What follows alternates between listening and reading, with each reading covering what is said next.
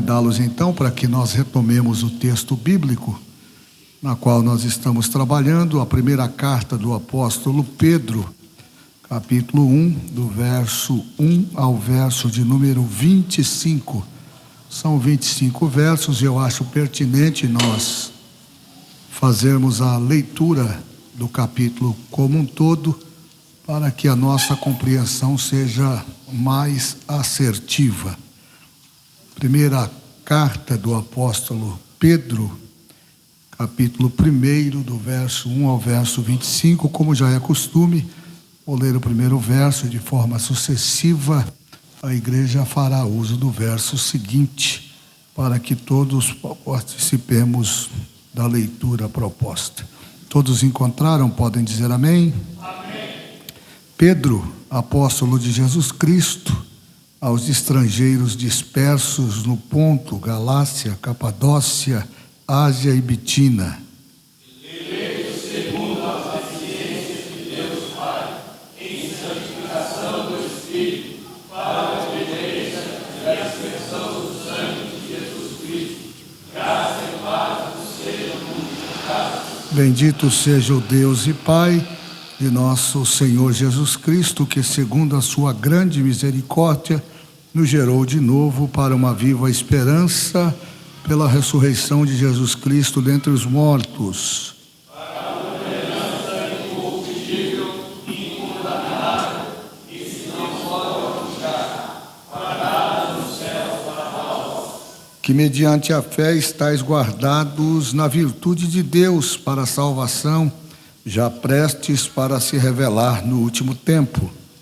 Em que nós grandemente nos alegrarás, ainda que agora importa, sendo necessário que estará pelo povo conquistados com várias tentações. Para que a prova da vossa fé, muito mais preciosa do que o ouro que perece e é provado pelo fogo, se ache em louvor e honra e glória na revelação de Jesus Cristo.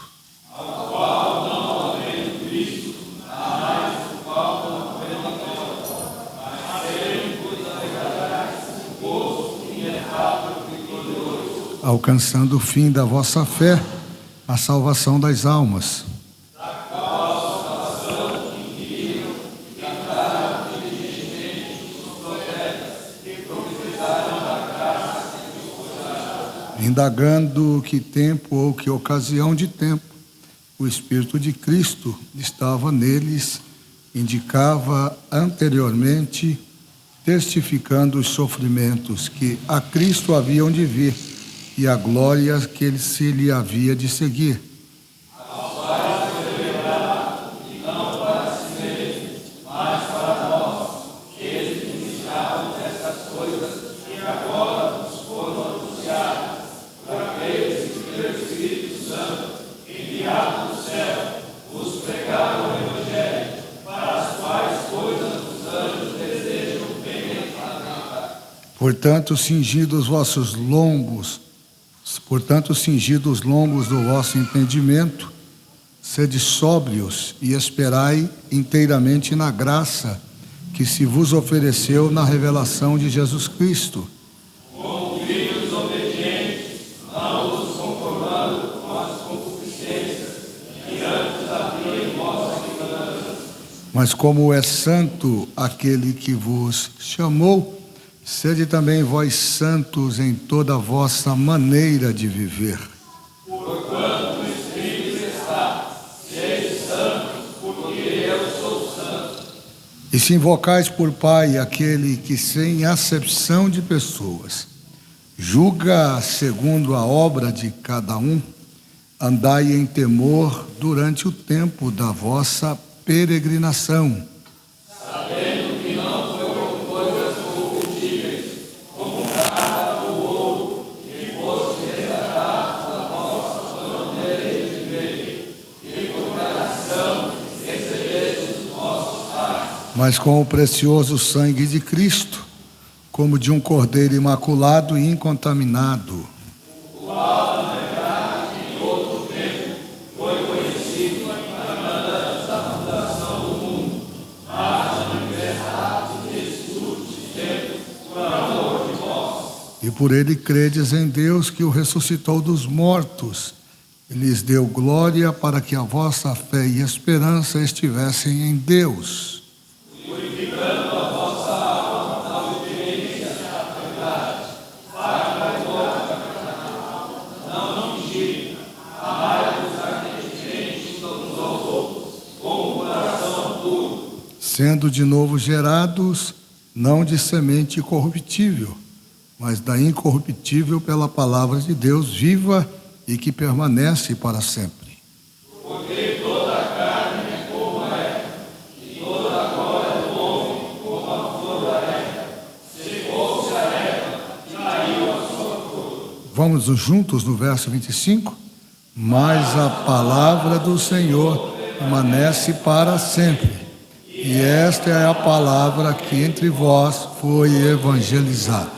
Vamos orar. Maravilhoso Deus, te agradecemos pela leitura da tua palavra, te louvamos por todo o bem que o Senhor nos tem feito e pedimos mais uma vez a inspiração do teu Espírito Santo, para que tudo aquilo que venhamos tratar aqui seja no propósito de glorificar e bendizer o teu nome. Abre, pois, o nosso entendimento para absorvermos a tua palavra, dela nos alimentarmos e fazermos valer, Senhor, todas as orientações nela contidas, para que possamos ter uma vida de excelência, para que a nossa caminhada cristã seja segura e ela possa estar baseada, firmada, alicerçada, única e exclusivamente na tua palavra. Te agradeço pela vida dos nossos irmãos que aqui estão nesta noite, por aqueles que serão também alcançados por essa ministração, pelas redes sociais, que o Senhor possa falar de forma ininterrupta em cada coração, nos abençoando para a glória do seu nome. Amém. Por favor, tome assento, glorificando o nome de Jesus.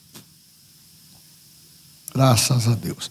Dar boas-vindas ao pastor Cledimilson Ribeiro, da regional de Mairiporã, juntamente com a nossa irmã Euvânia, Maria Eduarda. Estejam em pé, quem mais está com vocês aí? Muito bem, vamos receber os servos de Deus nesta oportunidade, dizendo a eles: Pastor Fauéder, olha aí para as suas ovelhas, viu?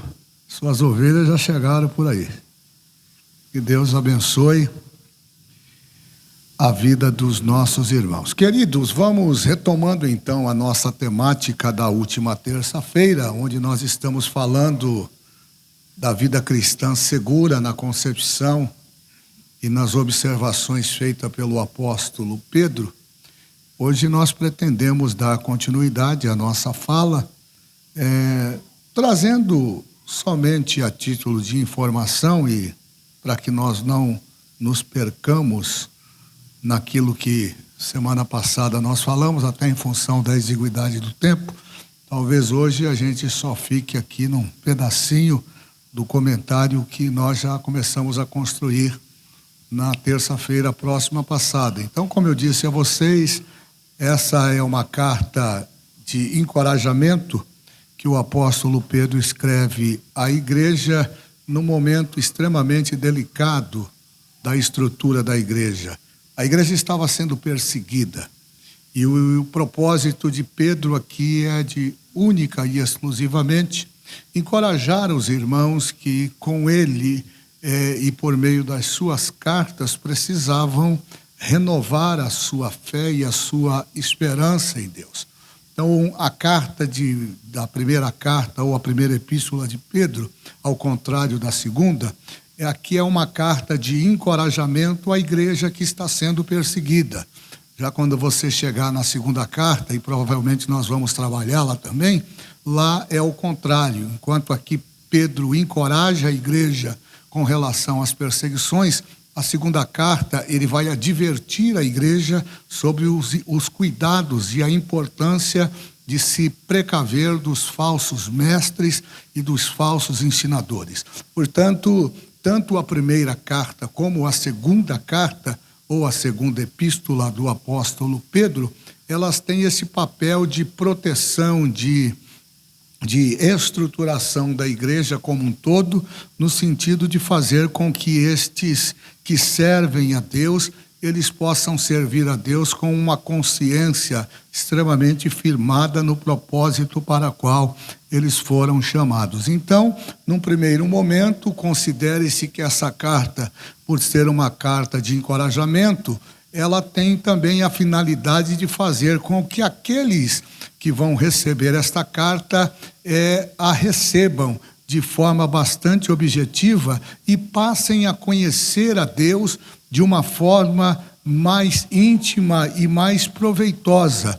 E não só isso, o interessante é que Pedro não somente quer encorajar os seus destinatários quando ele escreve essa carta, ele também quer fazer com que Deus seja conhecido por estes destinatários e, acima de tudo, ele quer que esses destinatários tenham consciência daquilo que Deus fez por cada um de nós. Então, nós temos 3 básicos princípios, aqui poderíamos determinar como uma tríade.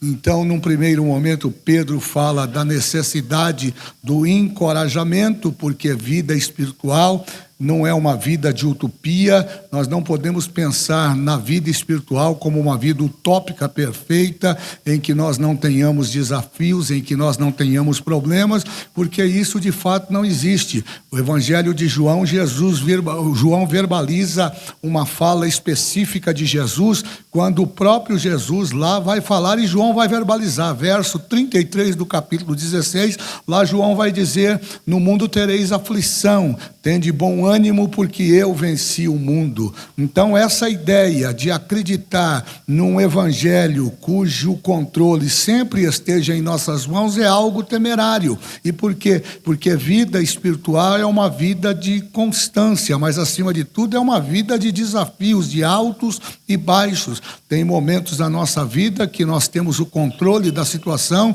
e, portanto, nós conseguimos fazer com que a nossa vida ela caminhe de acordo com o nosso planejamento, mas não sempre ocorre desta maneira. Existem situações em que nós somos inseridos e muitas das vezes não porque Deus tem o propósito de nos ver sofrer, mas existem circunstâncias em que somos inseridos porque Deus quer trabalhar conosco, Deus quer chamar a nossa atenção e quer nos fazer entender a importância de valorizarmos a nossa fé. Isso não tem nada a ver com igreja, irmãos, isso não tem nada a ver com cargo, isso não tem nada a ver com tempo, isso tem a ver com a nossa fé. A nossa fé, ela deve ser o termômetro, ela deve ser o combustível para a nossa caminhada. À medida em que a nossa fé está firmada em Deus, nós não tememos, independente do que esteja acontecendo. Se estivermos na bonança, nós vamos continuar caminhando. Se estivermos passando por tempestades e adversidade, nós continuaremos caminhando, porque a nossa fé é que nos dá a segurança e a garantia de que a vitória é somente daqueles que forem fiéis. Então Pedro vai trazer esta ideia de encorajar a igreja que agora está sendo perseguida e de uma forma bastante contundente. Por quê? Não adianta ele encorajar a igreja se a igreja não conhece o Deus a quem ela serve. Então Pedro tem o cuidado de não somente encorajar, mas também despertar no coração dos seus ouvintes ou dos destinatários desta carta, que está bem inserida aqui no verso primeiro, né? Esta carta ela é dirigida aos habitantes que estão lá no ponto da Galácia, Capadócia, Ásia e Bitínia. Diga-se de passagem que toda essa região ao norte da Europa, e ele está falando aqui já de uma localidade fora dos termos de Israel, essa localidade, pelo menos na parte sul, ela foi alcançada pelo apóstolo São Paulo, que naquela segunda viagem missionária que ele faz lá, Atos dos Apóstolos fala isso, onde ele passa lá por Listra, por Derbe e as cidades adjacentes. Essa é a parte sul. Paulo não esteve aqui nestas cidades. Então Pedro agora escreve essa carta, essa epístola, para alcançar a parte norte desta região da Galácia e mostrar a eles a importância importância deles serem fiéis a Deus. E por quê? Porque havia ali uma grande disputa religiosa com relação aos judeus ortodoxos, que tinham como base da sua fé a circuncisão e a lei mosaica. E nesse contexto de religiosidade surgiam então os falsos inimigos ou os falsos amigos daquela igreja recém-formada, tentando colocar naquele ambiente, inserir naquele ambiente algumas falas distorcidas acerca do sacrifício de Jesus. Nós não podemos esquecer que Pedro é aquele que vai escrever exclusivamente para os judeus. E por quê? Porque Pedro era um judeu nato, e Pedro é aquele personagem que a gente já conhece, é um personagem emblemático. Aliás, diga-se de passagem que ele começa aqui no capítulo 1, verso 1, e eu expliquei terça-feira passada, ele começa se apresentando. E quando nós olhamos para a apresentação de Pedro, logo nós verificamos que essa ideia que foi gerada em torno do seu nome, e isso ficou muito vívido agora com a escolha do novo Papa, que foi eleito pelo Colégio de Cardeais em Roma. Esta apresentação que o apóstolo faz de si mesmo nessa primeira epístola coloca por terra esta responsabilidade que a religião, que a igreja do primeiro século colocou sobre os seus ombros, não é? De apresentar um Pedro, um bispo universal, um Pedro sobre o primado de um papado. Este não é o Pedro que a igreja católica apresenta. O Pedro daqui, ele começa de uma forma muito singela, se apresentando primeiro como servo. E a palavra servo aqui no original grego quer dizer doulos, não é? É aquele que serve com satisfação, é aquele escravo da orelha furada. E Paulo vai falar da expressão de servo quando ele usa essa expressão para mostrar o que Jesus fez por nós. Jesus, sendo Deus, diz Paulo no capítulo 2 de Filipenses, ele não teve por usurpação ser igual a Deus, antes ele se esvaziou a si mesmo. E Paulo chega a dizer que ele toma a forma de servo, porque servo é aquele que está disposto a servir e não precisa pedir para servir, ele está lá para servir com alegria e com satisfação. Então Pedro começa se apresentando primeiro como servo e depois como apóstolo. Servo para falar da humildade. Se você pegar na segunda carta, ele vai se apresentar lá no capítulo 1 como servo e como apóstolo. No capítulo 1 aqui da primeira carta, ele se apresenta como apóstolo, mas lá na segunda carta, no capítulo 1, ele vai se apresentar primeiro como servo e depois como apóstolo. E por quê? Porque servo nos remete à ideia de humildade. Pedro é aquele personagem emblemático que recebe, aliás, esse nome de Jesus. Ele recebe o nome Pedro de Jesus, ou este codinome Pedro vem de Jesus, naquele encontro em que Jesus faz um censo entre os seus discípulos, perguntando a eles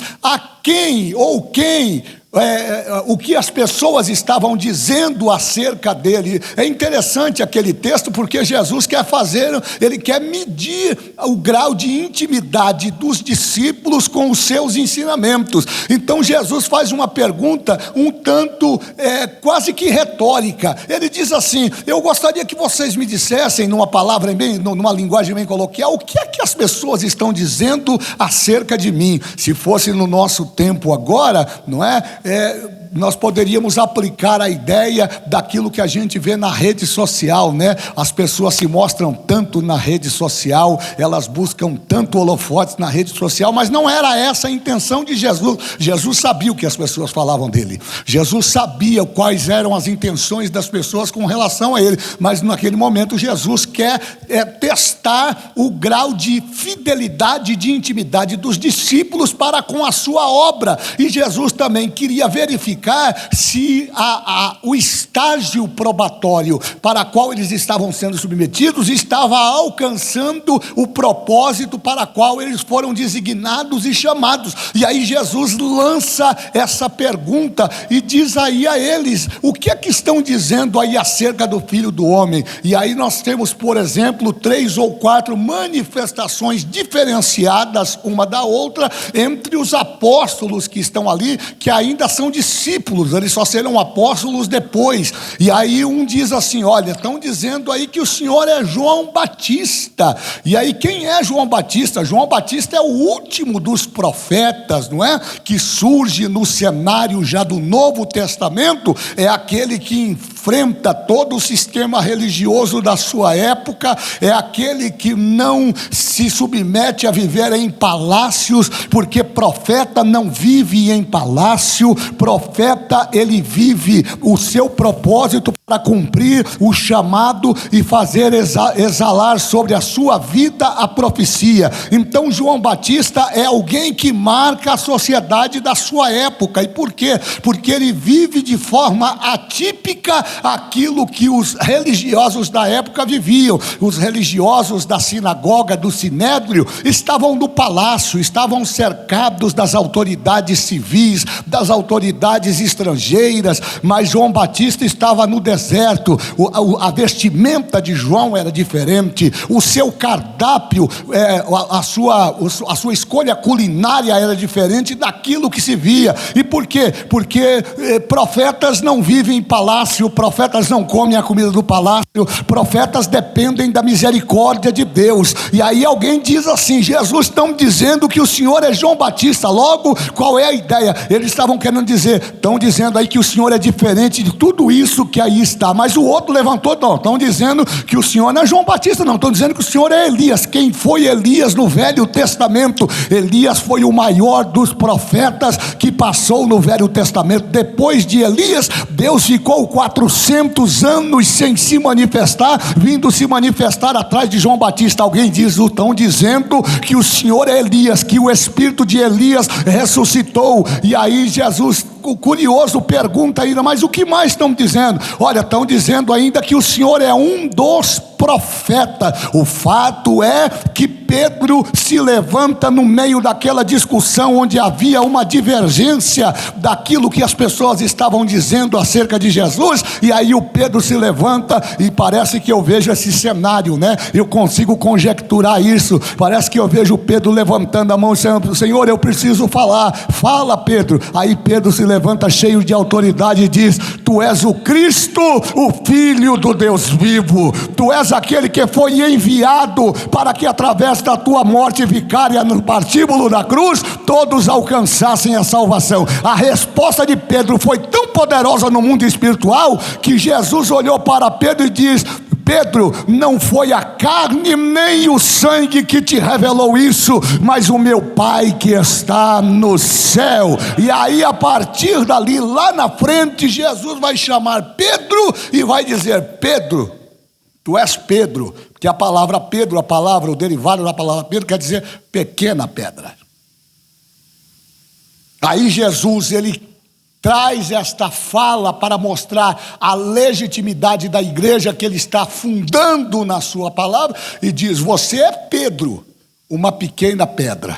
Mas Jesus aponta para uma rocha, e Jesus está falando dele neste momento, mas sobre esta pedra. E aí Jesus não está falando de Pedro, ele está falando exclusivamente dele, subjetivamente dele. Você é Pedro, uma pedrinha pequena, mas sobre esta pedra eu edificarei a minha igreja, e as portas do inferno não prevalecerão contra ela. Então, a partir dali, Jesus dá este codinome para Pedro, porque Pedro, o nome de Pedro era Simão, filho de Jonas, não é Simão Bar Jonas, porque a palavra Bar quer dizer filho de. Então Simão Bar Jonas agora recebe o nome de Pedro, e é esse Pedro que se apresenta aqui. Primeiro se apresenta como servo, que nos remete à ideia de humildade. Todo servo tem que ser, todo crente tem que ser servo, e todo servo tem que ser humilde. Não é vergonhoso ser humilde, não é vergonhoso ser servo. A lógica do reino de Deus é diferente. Lá fora,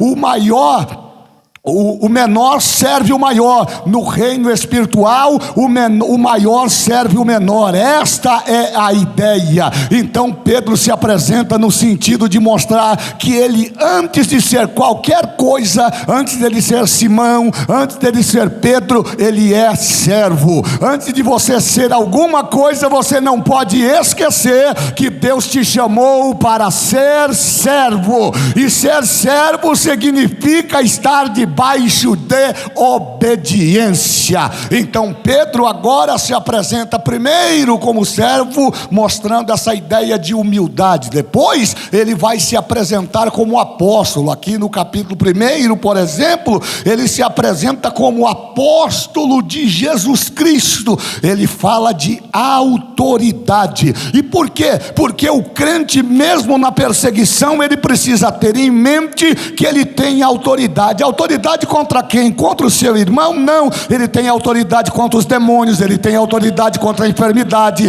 ele tem autoridade contra as guerras espirituais, porque isso foi Deus quem deu através do nosso chamado. Então Simão Pedro, servo e apóstolo de Jesus Cristo, aqueles que mediante a justiça do nosso Deus e Salvador Jesus Cristo, receberam conosco uma fé igualmente valiosa. Perceberam que ele fala aqui numa linguagem bem coloquial? Ele vai dizer lá que aqueles que estão nesta localidade geográfica, que ele vai apontar como Galácia, Capadócia, Ásia, Bitínia, eles estão dispersos. A palavra dispersos aqui, que é a ideia de espalhados, ela tem um sentido bastante literal aqui, porque ele não está falando num ambiente de disperso no sentido de algo desorganizado. Ele está falando na progressão, no crescimento do evangelho, que foi capaz de tomar conta daquelas localidades,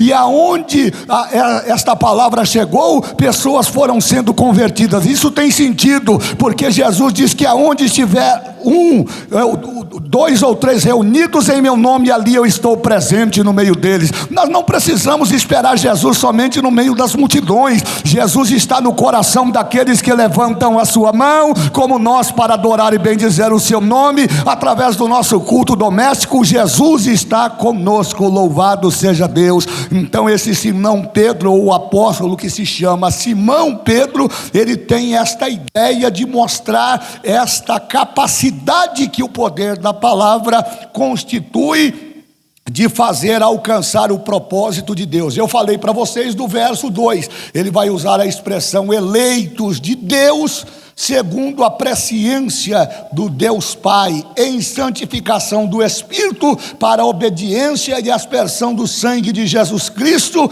Aí ele diz assim: graça e paz vos seja multiplicada. No verso 3 ele diz assim: bendito seja o Deus Pai de nosso Senhor e Salvador Jesus Cristo, que segundo a sua misericórdia nos gerou de novo para uma viva esperança pela ressurreição de Jesus Cristo dentre os mortos. Nós também trabalhamos isto na terça-feira passada. Aí ele diz no verso 4: para uma herança incorruptível, incontaminável e que não se pode murchar, guardada nos céus para vós. Isso aqui é muito interessante, porque o apóstolo está falando aqui diretamente do Instituto da salvação, e ele vai tratar este tema salvação numa linguagem que ele vai aplicar, já que ele está dirigindo essa carta a pessoas que estão dispersas nessas localidades, cuja a influência era totalmente diferente daquilo que se tinha ali em Israel. Essas pessoas estavam influenciadas por culturas diferenciadas. Boa parte dessas pessoas eram alcançadas pela cultura grega, pela cultura romana, e do ambiente da cultura emenda romana, eu não sei se os irmãos sabem, são os romanos que estabelecem os primeiros princípios do direito universal. Então os romanos foram uma civilização que de uma forma muito prática conseguiram estabelecer as regras de comportamento em sociedade. É deles a ideia de formação de cidades, é deles a ideia da formação e da conjuntura política dentro de um estado governado por um imperador, é deles a ideia de estabelecer o trabalho operário entre a sociedade organizada. Vem deles a ideia do governo feudal, daqueles que detinham propriedades, é deles a ideia de reforma agrária, é dos romanos que nasce a ideia de leis severas para punir criminosos, é deles a ideia de recompensar aqueles soldados que iam para a guerra e muitas das vezes não tinham, quando retornavam da guerra, não tinham onde estar, onde morar. Então se criou ali uma espécie de recompensa para estes soldados que muitas das vezes vinham com os despojos da guerra e quando chegavam na sua nação de origem eram recompensados pelo trabalho militar prestado, eram indenizados. Então vem deles a ideia de indenização. Então Pedro está habituado, embora ele seja um judeu, ele sabe que essas culturas, elas têm um comportamento e uma normatização totalmente diferente daquilo que daquilo que eles estavam acostumados a ver. Então ele vai usar figura de linguagem para identificar a sua mensagem e apresentar o propósito dela. É por isso que ele vai no verso 4 falar da ideia de herança. Ele vai falar, e preste atenção no texto aí, porque ele fala de herança incorruptível. Ele não está falando daquela herança que você vai receber depois que o detentor da propriedade morre. Ele está falando de uma herança que você recebe quando você aceita Jesus como Salvador. Para ele esse assunto estava muito bem resolvido. Ele não estava mencionando aqui a herança, ou ele não estava usando esta titulação da herança para falar de coisas no ambiente material, no reino humano. Ele estava mostrando que a herança no reino humano, ela é corruptível, ela pode não se cumprir, o testador pode não conseguir fazer cumprir o testamento, a herança pode não chegar na mão a quem ela se destina, que são seus herdeiros. Mas aí ele apresenta a salvação como uma herança incorruptível, é o ambiente da fé. Ele diz que esta herança que os crentes que receberam Jesus receberam, ela não tem como ser alterada. É como se ele quisesse dizer assim: Deus não se arrepende, o que Deus deu, Ele deu, está dado, basta você querer pegar, guardar e receber do seu coração. Sobre esta declaração, nós vemos Jesus, por exemplo, ensinando lá em Mateus capítulo 6, quando Jesus vai falar da importância, ainda no Sermão do Monte, da importância das bem-aventuranças, da importância de não juntar tesouro na terra, mas tesouro no céu. Percebem que Jesus também vai usar uma figura de linguagem para se fazer compreender por que Jesus lá no capítulo 6 está falando, por exemplo, sobre a importância de não juntar tesouro na terra. Ele está falando aquilo justamente por conta do ambiente da perseguição, dos altos impostos cobrados pelos romanos, onde as pessoas estavam vivendo um caos social muito grande, uma miséria muito grande. As pessoas, os religiosos, ou a classe proletária, por assim se dizer, eles estavam vendo que os sacerdotes, que os escribas, que os saduceus, aqueles que faziam parte das castas religiosas, bem como os romanos, estavam cada vez mais ricos e eles cada vez mais pobres. Aí Jesus vai usar essa figura de linguagem para dizer: vocês não devem colocar a esperança de vocês nesse tesouro que vocês estão vendo. Esse tesouro aí, ele é corruptível, esse tesouro é passageiro. E Jesus dá 3 justificativas. Esse tesouro, a traça consome, o ferrugem come e o ladrão rouba. Aí Jesus diz assim: junte ajunte tesouro no reino dos céus, aonde a ferrugem não consome, aonde a traça não corrói, aonde o ladrão não pode minar. Ele está falando de algo incorruptível. Esta palavra incorruptível também se acentua na fala de Paulo, por exemplo, no capítulo 15, a partir dos versos 1 até os 57, se não me engano, onde Paulo fala deste processo que nós seremos submetidos quando Jesus voltar. Nós seremos revestidos de incorruptibilidade, ou seja, ele está dizendo que esse corpo mortal, esse esqueleto aqui, esse guarda-roupa, ele está suscetível a morrer e ser consumido pela terra, mas o corpo que você vai receber quando Jesus voltar, ele não estará submetido aos efeitos da morte, ele não estará submetido aos efeitos do pecado, ele não estará submetido aos efeitos do passar dos tempos. Não, você vai receber um corpo glorioso e você vai viver eternamente com o Senhor. Então Pedro está falando desta herança incorruptível, primeiro no sentido de mostrar que a salvação é perfeita. É por isso que ele quer encorajar a igreja. Ele está dizendo: vocês precisam acreditar que o plano da cruz é perfeito. Talvez os planos dos homens não sejam perfeitos, talvez os planos econômicos não sejam perfeitos, talvez os planos militares não sejam perfeitos, talvez os planos no ambiente social não sejam perfeitos, mas o plano da cruz é perfeito, a salvação é perfeita, e é por isso que eu e você estamos aqui nesta noite. Então Pedro quer encorajar, dizer: acredite na chamada, acredite na salvação, acredite no sacrifício de Jesus, acredite na ressurreição do corpo, porque isso vai acontecer. E esta herança incorruptível, falando de salvação, sozo, do original grego, S-O-Z-O,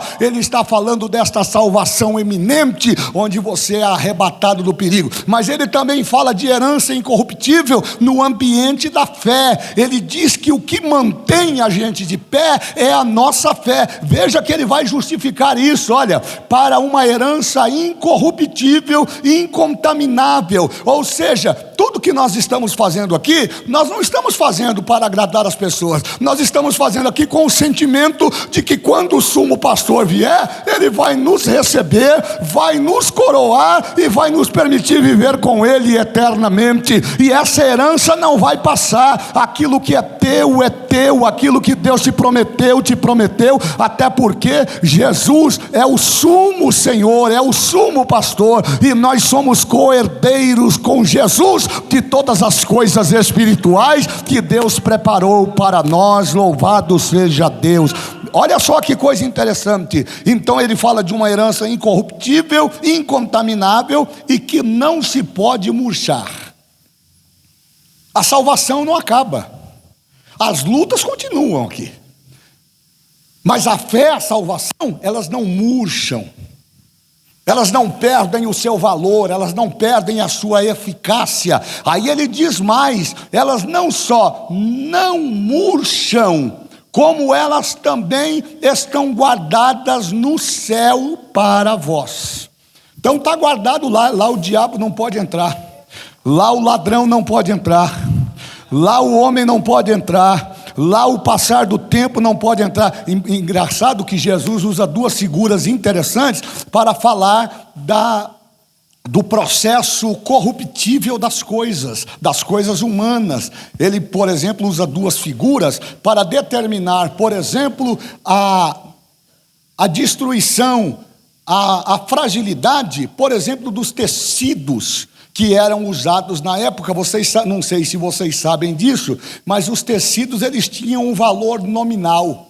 Quando um rei vencia uma nação opositora, depois da guerra, depois de vencido todos os líderes daquela nação, depois de submeter aquele líder que havia perdido a batalha a um vexame público nacional, o rei vencedor entrava nos seus palácios e tirava todos os objetos de valor, entre eles as roupas que a realeza sempre gostava de usar, porque a roupa, ela tinha a ideia de ostentação, de glamour, de poder. Então Então Jesus usa uma figura de linguagem bastante interessante para falar deste processo de desgaste natural das coisas efêmeras. Ele falando, olhando para os seus discípulos, ensinando no Sermão do Monte, ele diz assim: vocês não podem juntar tesouro na terra. Por quê? Falando da roupa, a traça corrói.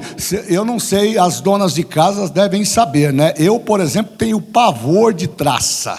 Quer ver eu ficar encrencado quando eu estou em casa? Eu fico olhando para as paredes para ver se tem alguma miserável pendurada lá, e eu já vou arrancando, porque parece um bichinho inofensivo dentro de um casulo, mas deixa aquele negócio em cima de uma roupa bonita. Eu me lembro que uma vez eu ainda era solteiro, deixei a camiseta, porque tem uns irmãos, não é aqui não, tem uns irmãos aí em umas igrejas que a gente passa, né? Que ele ganha roupa, ou ele compra roupa, ele deixa 10 anos dentro da caixa de presente lá, porque ele comprou. Não, só vou usar numa ocasião especial. Pois é, besta, vai deixando lá, que você vai morrer e a ocasião especial para tu usar vai ser na ocasião em que você for enterrado. Se comprou, use. Se comprou, gaste. Esse negócio de guardar xícara para visita, não, irmão. Compre a xícara para você usar, compre o prato bonito para você usar, compre o garfo bonito para você usar, e deixa de meninice, porque quando vier o teu dia, quando a senha apitar, quando te chamarem pelo teu nome, vai ficar tudo aí. Eu já falei lá em casa, cuidado, hein? Ninguém vai usar as minhas pantufas não, já vou usar agora. Ninguém vai usar meu roupão, meus ternos, e quando eu for embora, dê tudo, porque eu não consigo levar. Isso é bíblico. Paulo escrevendo a Timóteo no capítulo 6, verso 7, ele diz: porque nada trouxemos para este mundo, portanto o manifesto é que nada dele poderemos levar. Você não vai levar teu carro, você não vai levar dinheiro, você não vai levar tuas roupas. Aí eu peguei a minha camisa, que estava guardada lá dentro do guarda-roupa. Quando eu fui vestir, eu só senti aquele... A camisa rasgou nas costas de fora a fora. Falei, mas não é possível, a camisa nova. Fui olhar os cantos do guarda-roupa cheio de traça. Jesus está dizendo: não junte tesouro na terra, porque na terra a traça consome. Não junte. Aí Jesus usa uma outra figura de linguagem que também era comum, que os governantes que venciam batalhas trouxessem aqueles tesouros. Não é só aquilo que você vê em filme, não. Uma das moedas de troca, isso está na Bíblia, eram os vasos de ouro, de prata, de bronze, que faziam parte do arcabouço de riqueza daquele monarca vencido. Mas alguns desses metais são suscetíveis ao ferrugem. Por exemplo, o ferro, se você deixar ele do lado de fora, tomando na intempérie do tempo, tomando sol, tomando chuva, ele vai começar a enferrujar. Olha o que Jesus está falando, irmão. Isso aqui é profundo, não é para raso não. Ele está dizendo: não junte tesouro na terra, meu amigo, porque se a traça não comer, o ferrugem vai destruir. Aí Jesus, ele confronta os religiosos, e aí ele manda uma mensagem para o clero religioso: se a traça não corroer, se a traça não consumir, o ferrugem não corroer, o ladrão rouba, mina e rouba. Aí Jesus diz assim: vocês querem ser abençoados? Junte tesouro lá no céu, invista na oração, invista na tua fé, porque lá o ladrão não pode entrar. Está guardado, a tua promessa está guardada no céu, a tua salvação está guardada no céu, o teu nome está escrito no livro da vida. Lá não tem ferrugem para entrar, não tem traça para corroer, mas só tem a presença de Deus para te aguardar para aquele glorioso e maravilhoso dia. Verso 5, ele diz assim: que mediante a fé estáis guardados na virtude de Deus para a salvação, já prestes a se revelar no último tempo. Está vendo como é que o contexto conversa com o texto? Eu estou falando no verso 4 da palavra salvação, que só vai ser revelada no verso seguinte. Então, quando ele fala desta herança incorruptível, ele está falando o quê? Exatamente do ato de salvar. Essa é a maior dádiva que nós recebemos, pastor Zé Luiz. Jesus nos salvou, nos perdoou dos nossos pecados, irmãos.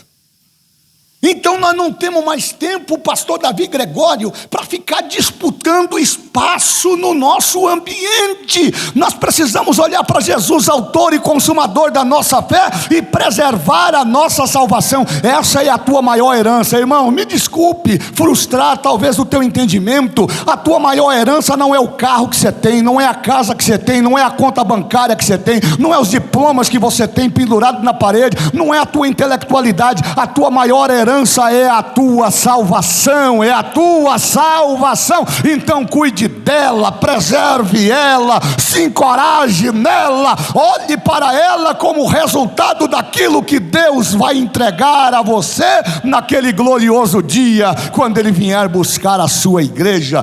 Então ele diz assim, olha, que mediante a fé não existe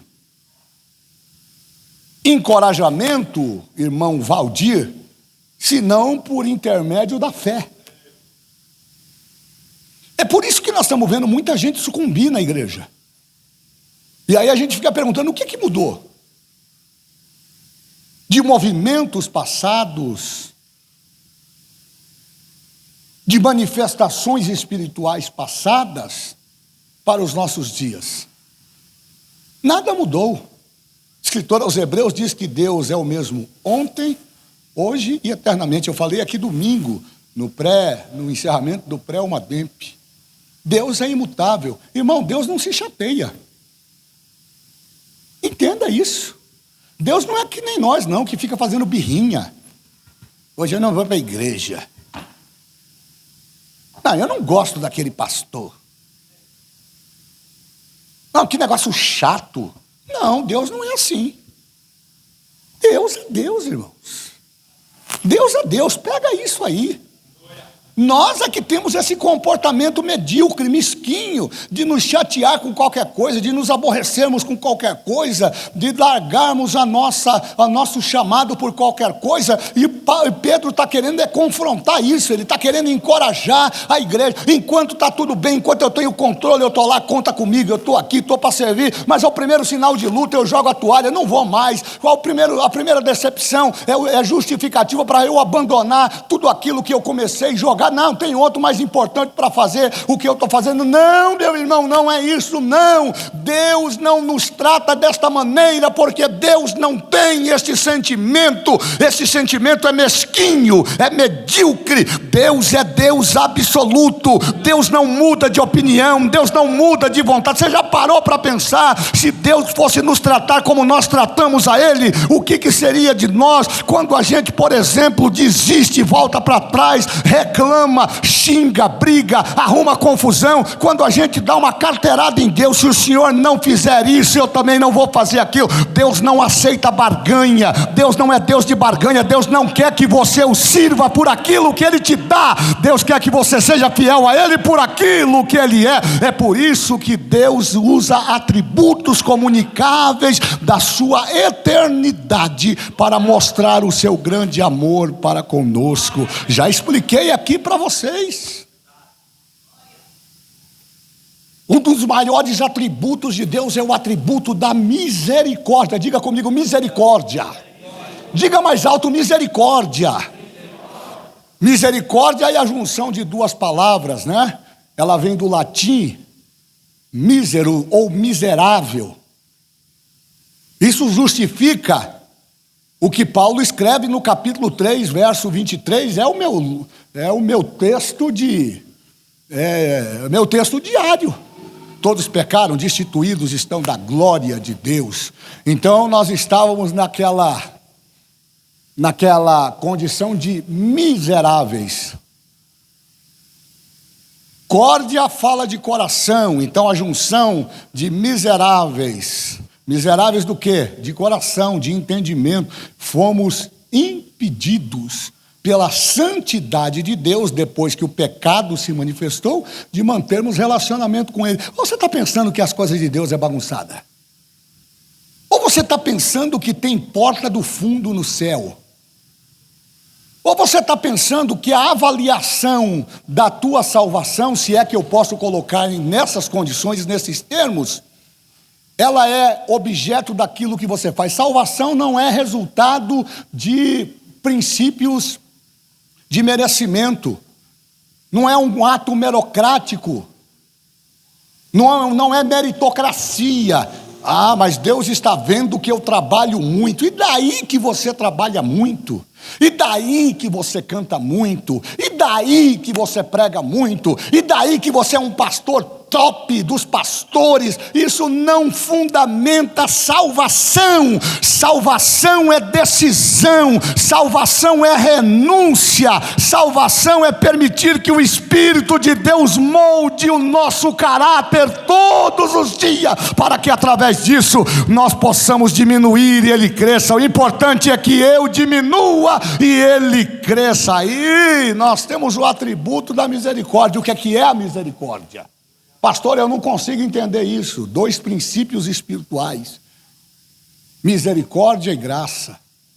Na misericórdia, Deus não nos dá aquilo que nós merecíamos receber. Nós pecamos, nós desonramos a Deus, nós rompemos a aliança com Deus. Mas Paulo, escrevendo aos Efésios, isso é fantástico, irmãos. Lá no capítulo 1, ele diz que já antes da fundação do mundo, sabe como é que se chama isso, pastor Manuel? Presciência. Não é que Deus é guru, é adivinho. É porque Deus é... Como é que eu posso colocar aqui? Deus é atemporal. Por isso que Pedro vai usar essa expressão presciência. Deus não está preso no relógio. O tempo é a forma que Deus estabeleceu para que o homem vivesse. Mas Deus, por ser eterno, Ele também é atemporal. Então Ele não precisa se utilizar do tempo para nos abençoar. O tempo, ele tem o papel de coordenar a nossa vida no nosso cotidiano. Enquanto pessoas, enquanto seres mortais, é tão verdade o que eu estou falando, que se você pegar o livro lá que é Isaías capítulo 38, nós vamos ver lá, é Isaías mesmo, que fala da morte lá da doença de Ezequias. É Isaías 38. Deus dá uma sentença de morte para o rei Ezequias por conta dos seus atropelos. Perceba que Ezequias está preso ao tempo, mas o Deus atemporal está acima do tempo. A palavra tempo no original hebraico quer dizer olã. Significa dizer que Deus não está preso dentro de uma espécie de tempo. Para Deus o passado é passado. Ele não precisa se basear no passado para dizer o que vai acontecer no teu presente, porque Ele está acima disso. Presente é presente. Ele continua presente na tua vida. E futuro que você não sabe pertence a Ele, exclusivamente a Ele. Então, por isso que nós temos o Instituto da Fé. O que é que nos faz caminhar de fé em fé? O que está lá no capítulo 11 de Hebreus, capítulo 11, verso 1. A fé é o firme fundamento, é o alicerce, é a base da minha caminhada cristã, é a segurança de que tudo vai dar certo, independente da circunstância, independente do tempo. A minha fé está dizendo: eu vou chegar na Canaã celestial. Por quê? Porque a fé é o firme fundamento das coisas que se esperam, a prova daquilo que não se pode ver. Então, no ambiente de atributo, e eu estou falando de misericórdia, Deus não nos dá aquilo que a gente merecia. E o que a gente merecia? Quem é que pode dizer aqui, depois que pecamos, o que o homem merecia? Mas em que contexto nós merecíamos morte? Porque a palavra morte é emblemática. O conceito de morte para nós é a falência desse corpo físico. É o salário. como consequência do pecado. Então a palavra morte, na sua etimologia original, fala de separação. Então nós merecíamos separação eterna de Deus, porque Paulo afirma isso. Todos pecaram. Então não é meritocracia. Não é a quantidade de bondades, de benevolências que eu faço. Não é isso, não. É misericórdia. Querem ver uma coisa? Livro de Lamentações de Jeremias, capítulo 3. Olha lá para mim no verso 22. Alguém aí corre, leia para mim, que o meu tempo terminou. E eu não consegui ainda entrar no esboço. Eu fico escrevendo isso aqui, chego aqui, eu não consigo ler nada. Vamos lá, gente. Jeremias, Lamentações de Jeremias, capítulo 3, verso 22 e 23.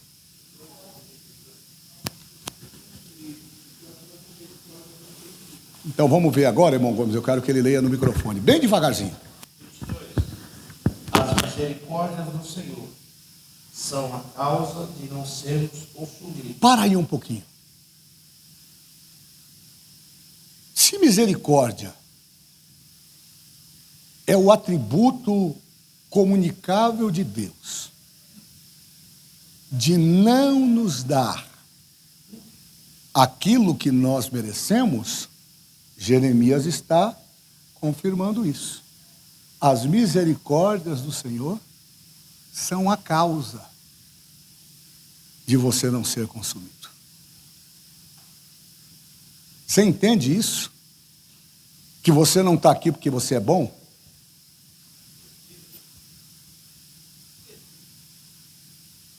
Que a gente não faz parte da igreja, pastor Dizal, simplesmente pelo nosso chamado? Você entende que não é o tempo que a gente passa aqui, pastor Aguinaldo, pastor Cledimilson? É misericórdia, gente. E Deus criou o homem, dando a eles, pastor Davi Gregório, esse atributo que ele vai dimensionar como o antídoto para que nós não sejamos destruídos da sua presença. Então ele diz assim: as misericórdias do Senhor são a causa de não sermos consumidos. Agora preste atenção. Essa misericórdia, ela não é um atributo de Deus, um atributo comunicável de Deus, de forma que se manifesta de forma estática. Porque tudo que é estático, parado, tende a terminar.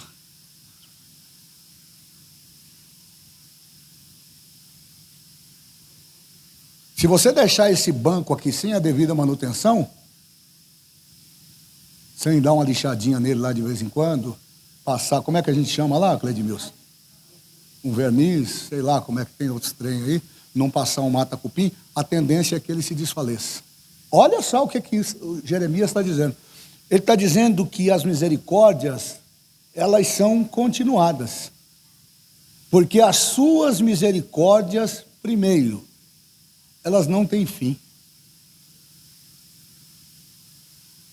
Então é com base neste sentimento que Deus olhou para mim e para você. E é com base neste sentimento que Pedro está dizendo: você quer ter uma vida cristã segura? Conheça o Deus a quem você está servindo. Levante a tua mão todos os dias agradecendo a Ele: Senhor, obrigado pela tua misericórdia. Porque quando você declara isso, você está dizendo: eu sou miserável de coração, mas a tua misericórdia é o fato de eu estar de pé diante da tua presença, porque o Senhor não me deu, não me pagou conforme aquilo que eu merecia receber. Pelo contrário, Deus foi além e diz: eles mereciam a morte, mas em vez de morte, eu vou dar vida eterna. É só Deus que faz esse trem, irmãos. Porque você merecia ser esquecido, exterminado. Mas aí a misericórdia de Deus, que não tem fim. Lê o verso 23, que eu acho que corrobora agora para a gente terminar. Você fechou a Bíblia, né, obreiro? Não, mas leia o 23 aí. Novas são cada manhã, grande é a tua fidelidade. Pronto. Então ele diz que as misericórdias do Senhor não têm fim. Diga aí para o irmão que está do teu lado, as misericórdias do Senhor não têm fim. Ô irmão, por que você quer pagar o teu irmão com mal? Por que você quer ficar emburradinho, chateadinho com o teu irmão por coisas efêmeras, se a misericórdia do Senhor não tem fim? Mas novas são a cada manhã. Quando a gente pensa que vai receber aquilo que nós merecemos pela nossa desobediência, Deus olha para nós e não se lembra da nossa obra, não se lembra do nosso dinheiro, não se lembra da nossa posição, Ele se lembra da sua misericórdia, e pela sua misericórdia a gente continua caminhando. Louvado seja Deus. Aí Paulo vai dizer lá em Efésios capítulo 1, que antes da fundação do mundo, na sua presciência.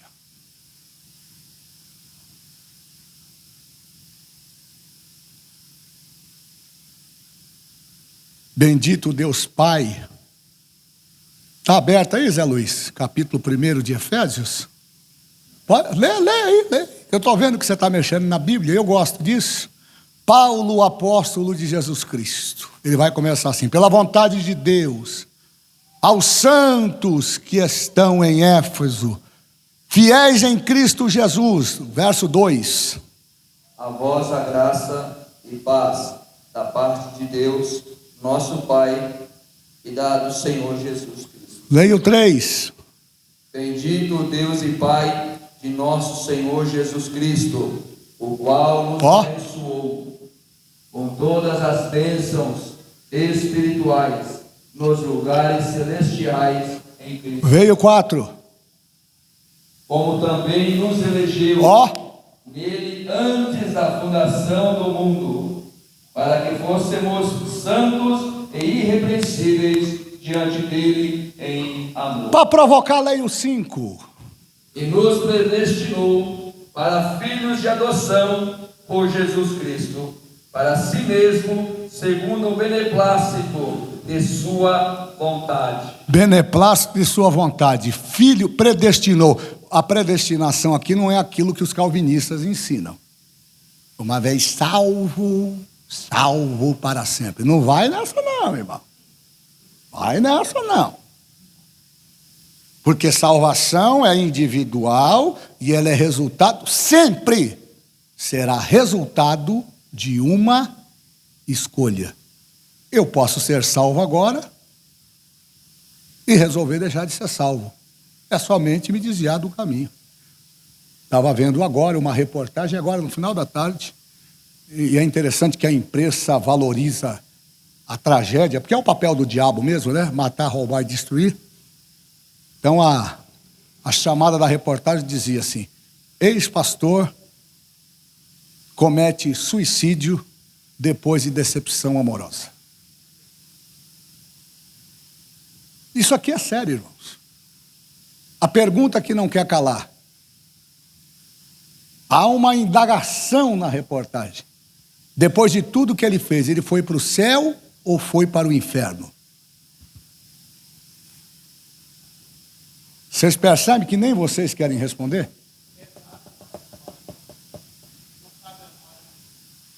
Não, cabe a nós sim, pastor. Opa, lógico que cabe. Cabe a nós sim. O único que tem direito de tirar a vida é Deus. Ah, pastor, mas ele era tão bonzinho. Mas em algum momento da sua caminhada ele se perdeu. E não é isso que Deus nos reservou. Ele nos predestinou. Preste atenção no texto, irmão, para não ficar inventando lorota. como filhos de adoção. Por que filhos de adoção? Porque num primeiro plano, a salvação não objetivava alcançar a nós gentios. Mas João, lá no capítulo 1, se não me engano, verso 16 ou 17, diz que ele veio para os seus, e os seus não o receberam, mas todos quantos o receberam, deu-lhes o poder de serem feitos filhos de Deus. Você não é, como é que fala? Não é bastardo, você é filho. Você não é bastardo, você é filho, herdeiro de Deus e co-herdeiro com Cristo. Do que, pastor? De uma herança incorruptível que está guardada no céu e que não vai murchar e que Deus vai entregar àqueles que forem fiéis. Vamos estar em pé porque o horário já terminou e nós temos ainda a nossa oração.